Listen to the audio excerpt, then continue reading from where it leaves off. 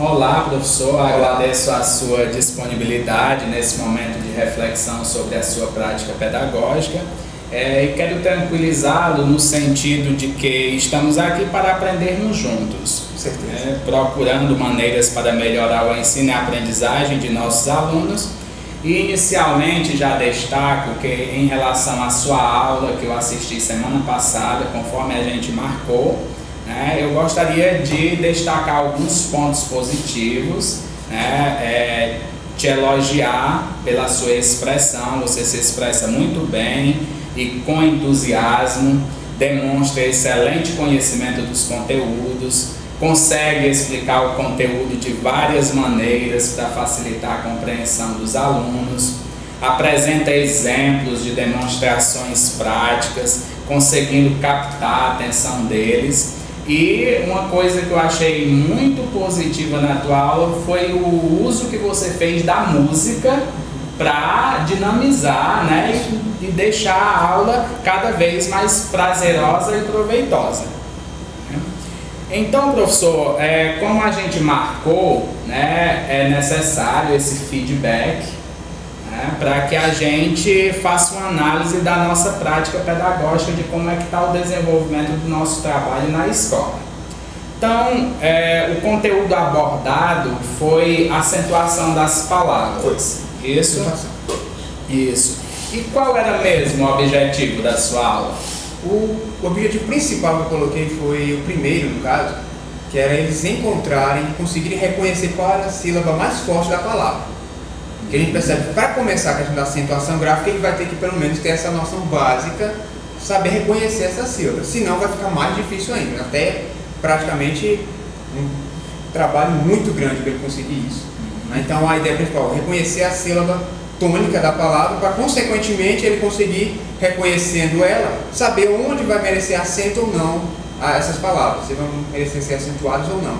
Certo, muito bem, deixa eu ver se eu entendi. Então você, além deles reconhecerem a tonicidade, eles também deveriam, através da tonicidade, identificar a acentuação. Exatamente. Qual seria as particularidades que se encaixariam naquela situação para poder resolver, fazer a acentuação correta da palavra. E você acha que conseguiu deixar claro esse objetivo para os seus alunos? A questão do objetivo de deixar claro para eles é algo que eu acho que eu não fiz isso muitas vezes. Eu acho que eu fiz no começo da aula, acho que eu consegui isso. Em alguns outros momentos, por não ter esse hábito de colocar o objetivo para eles durante a aula, isso me passava mesmo que despercebido. E muitas vezes passava muito tempo de aula e a pessoa acordava que tinha que reforçar aqueles objetivos para que eles tivessem pelo menos um norte, para saber direitinho onde chegar até o final da aula.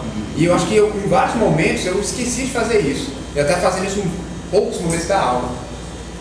Você lembra que você só expôs o objetivo quando uma aluna perguntou qual era o objetivo? Pronto, teve uma aluna que perguntou, até eu gostei da pergunta dela.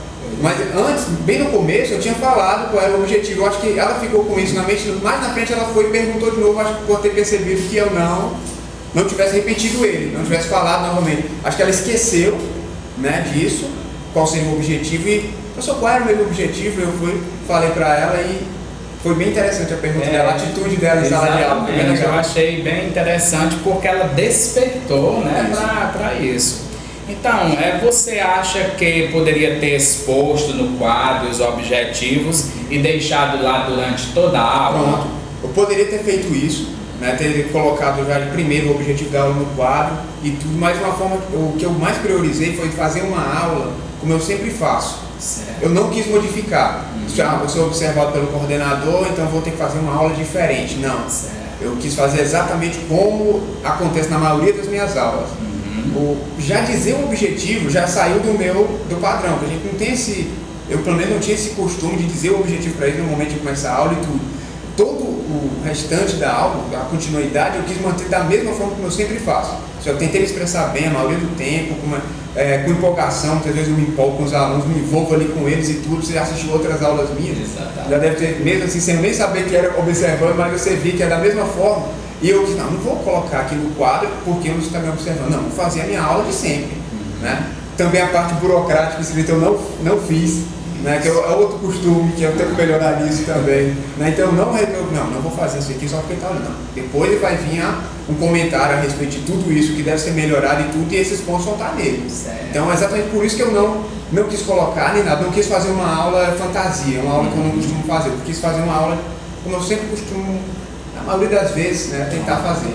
Mas aí o que você sugere, professor, para melhorar essa situação? Para começar a melhorar, eu vou ter que encarar essa mudança como positivo. Isso é, ela vai melhorar a minha prática. Isso vai ser fundamental. Não tem como.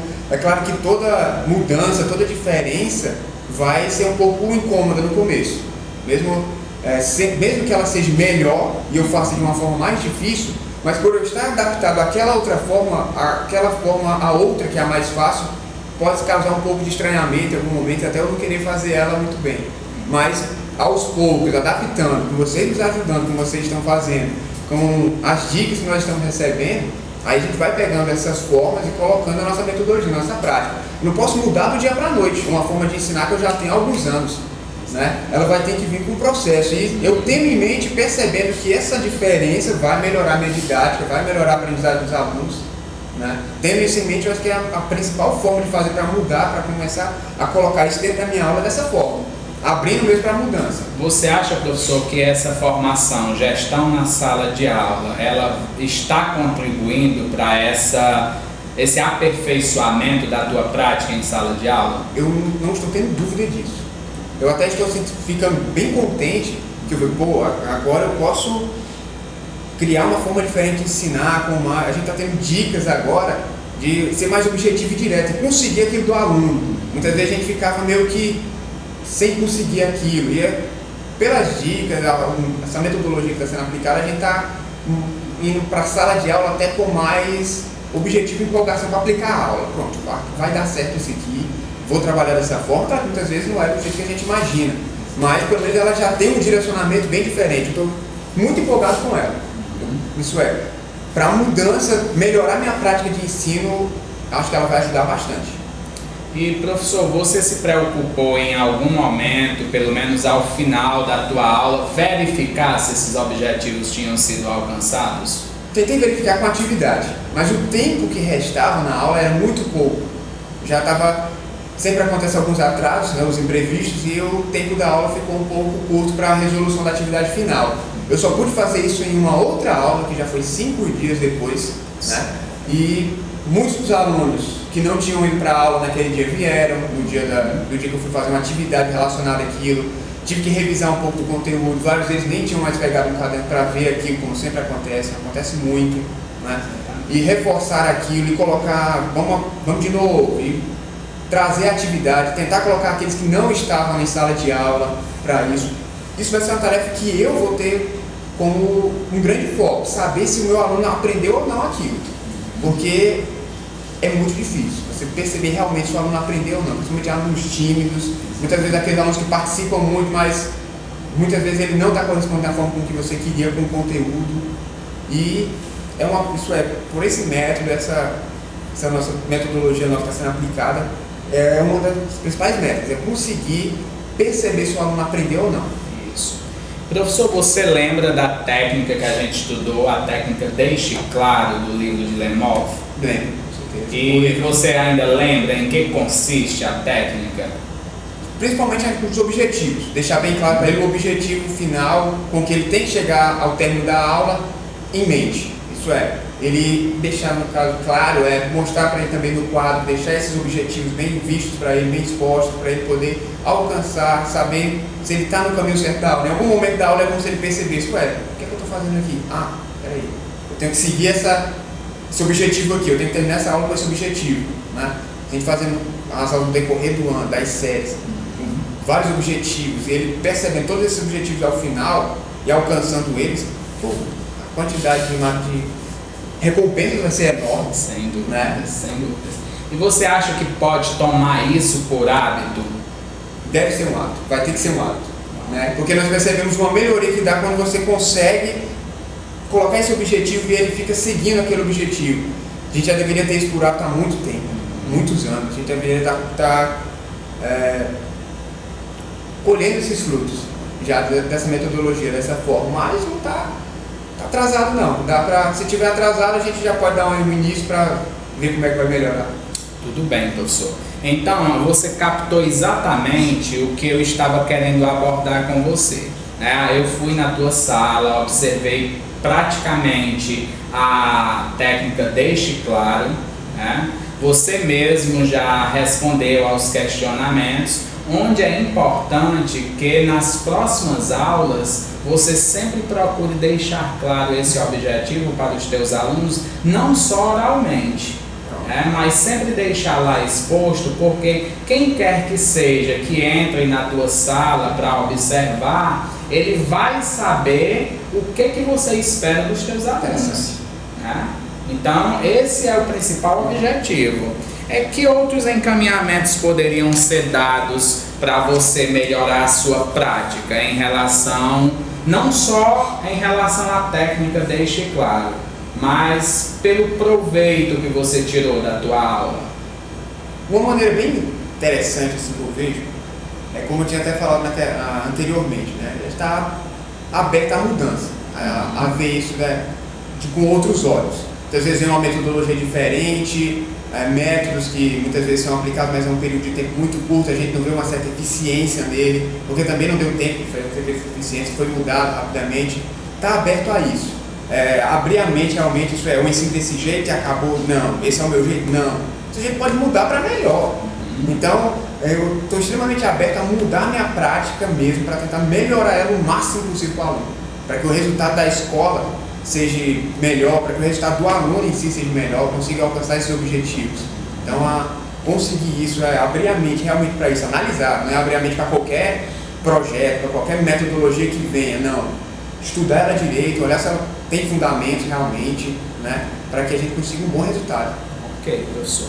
Então, assim, para sistematizar, né, eu quero sugerir para você que quando você for expor o teu objetivo, tanto oralmente quanto por escrito, você possa questionar com os alunos, deixando bem claro, né, vendo o que eles acham, o que eles entendem do objetivo, porque facilitando essa linguagem para que fique bem transparente o que você está esperando deles, né? E que ao final da aula você possa retornar esses objetivos e discutir, a gente alcançou esse objetivo, o que a gente fez para alcançar esse objetivo, né? Eu observei também que você, durante a tua aula, você questiona bastante, né? Só que quase nunca deixa espaço para o aluno responder, estou certo? Tá.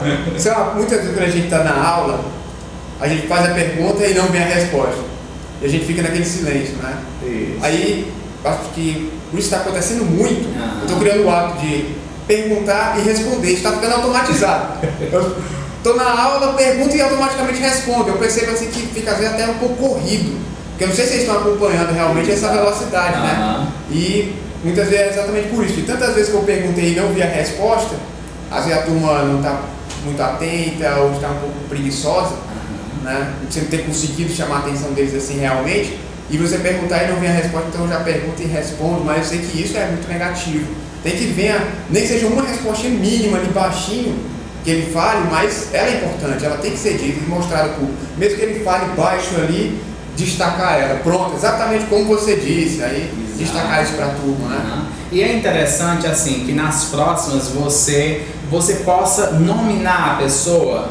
Maria, o que você entendeu disso? E você, Daniel? Porque aí você não fica esperando pela resposta sem ela vir, né? Porque quando você deixa para a turma inteira, um espera pelo outro e acaba a resposta não vindo. Aí você já pode, né, controlar o jogo, né, através disso.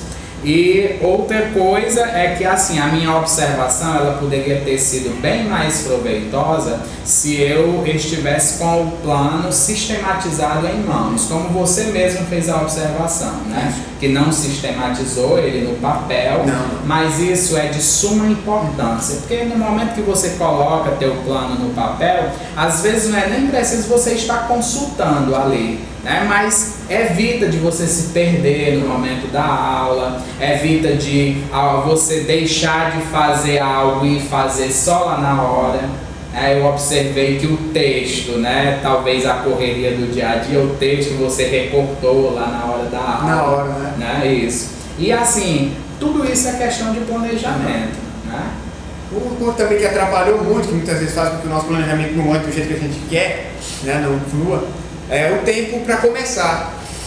Eu atrasei um pouco para começar a aula, tive que pegar o material, o notebook, o data show. Exato. E levei tudo isso para a sala, né? E tive que tirar as checks também, as pressas. Aí levei a check do jeito que, sem fazer os recortes. Quando for o momento de utilizar, que eu vi que não estava recortado, aí eu tive que pedir até ajuda de um aluno para poder recortar. Mas é bem natural, né? No nosso cotidiano, na correria do dia a dia. Então, assim, para finalizar, tá claro, assim, você tem alguma dúvida em relação, ótimo. Né? Muito feliz por isso, por esse apoio que a gente está tendo para melhorar a nossa prática, né? Uma coisa que a gente sempre, os professores sempre cobram, né? Formas diferentes, cursos, para a gente melhorar, porque a forma com que está hoje, mudando muito a tecnologia, o modo de pensar dos nossos alunos e tudo, é como se a gente estivesse ainda na idade da pedra, não estivesse conseguindo alcançar isso, né? E uma das grandes partes que vai fazer com que isso melhore é a própria metodologia do professor. Exatamente. Ele vai ajudar muito nisso, digamos. Não é só o aluno, o professor também tem que mudar a sua forma de dar aula, dar uma aula mais dinâmica, chamar mais a atenção deles, porque para conseguir a atenção dos adolescentes hoje, você tem que fazer muita coisa, só no giz e na voz tá muito difícil. E você vê que é uma coisa bem prática, né? Realizável, não é impossível da gente realizar e é bem aplicável em sala de aula. Então, professor, quero te agradecer pela sua atenção, espero que nós possamos trocar ideias muitas outras vezes e que essas ideias só venham a acrescentar no aperfeiçoamento da nossa prática pedagógica. À disposição, sabe que eu estou aqui na escola sempre a ajudar. O que for, tiver o meu alcance, eu vou estar para ajudar aqui e fico feliz por isso. Pronto, até porque nós somos seres em eterna construção, né, professor? Com certeza. Com certeza. Obrigado, meu amigo.